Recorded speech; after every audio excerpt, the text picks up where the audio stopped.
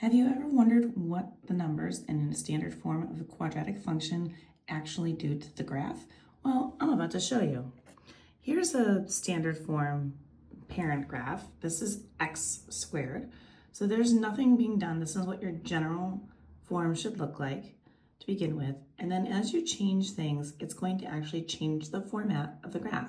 So if I start to look at this in Desmos, as you can see, there's the graph that I have currently. I'm going to keep that graph up there, and I'm going to show you some things that are going to change the way that the graph looks. So we'll start off with putting a 3 in front of the x squared.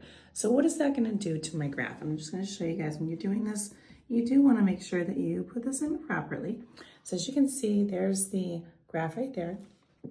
Now the 3 on that, as you can see, this is the second graph. This is the blue one. That's the 3x squared. So you can see that it's skinnier than the original one. It is in the same position, so the a value, which in this case is 3, is going to keep the graph upright, opening, and then it's going to be making it skinnier. So it's going to stretch it out.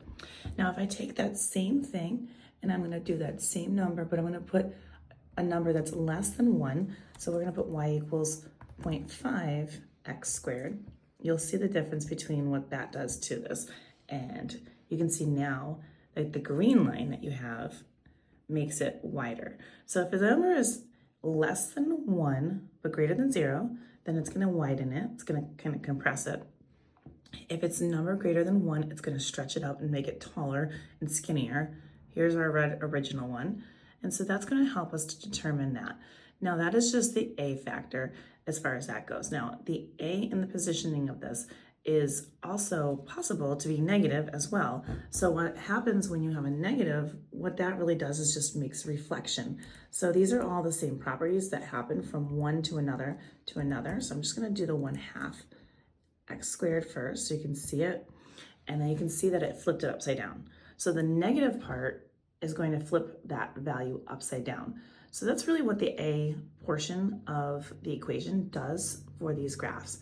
I'm going to give you a part 2 on this, show you what some other numbers do to these graphs, and then you can see more. If you want more questions like these, you can find them on my YouTube, Instagram, and TikTok at U1Algebra, and these are all going to be located in the quadratic functions section. Don't forget to like, share, follow for more. Let me know what you think.